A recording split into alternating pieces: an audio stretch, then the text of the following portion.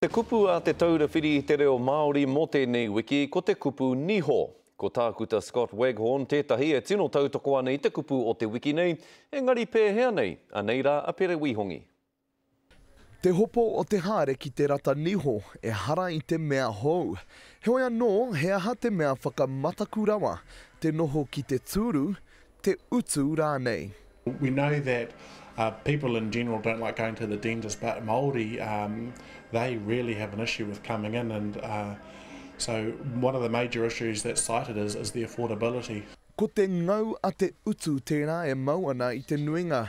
Hoi aha kua he utu kore mō ngā tamariki, whātekau mā rima pai hēneti anahe te toko maha o ngā tamariki Māori, kua tōtoro atu ki enei rato ngā kore utu. Because of that, and because we need to raise awareness for this, we need to make sure that as many kids come in as possible. So we're trying to raise awareness by focusing on the kids, but also on the adults with some free dental treatment. Me pēhea hoki, mā te waia atu ki ngā rata Niho o Waghorn, me te kia ora atu, mā te aha i tēnā. And we'll have a good check around, and we'll see what's needed. And if there's nothing needed, that's great, but if there is, we also offer payment plans of $25 a week. So people can generally fit their treatment into what is often a pretty tight budget. Mā reira tonu e aro ki ngā pakiaka o te raru. Well, I like to see kids when they're 13 years old coming in here, and then we examine their teeth, and then by the time they turn 18 they've had lots of free checkups, and we can teach them about looking after their teeth.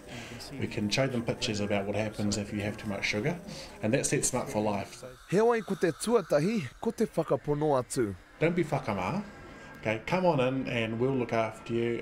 Put your trust in us, and let us show you how easy it is to keep your teeth and how affordable it is too. He utu e tupu pakaria i ngā mene o a pōpō. Pere wihongi, te karere.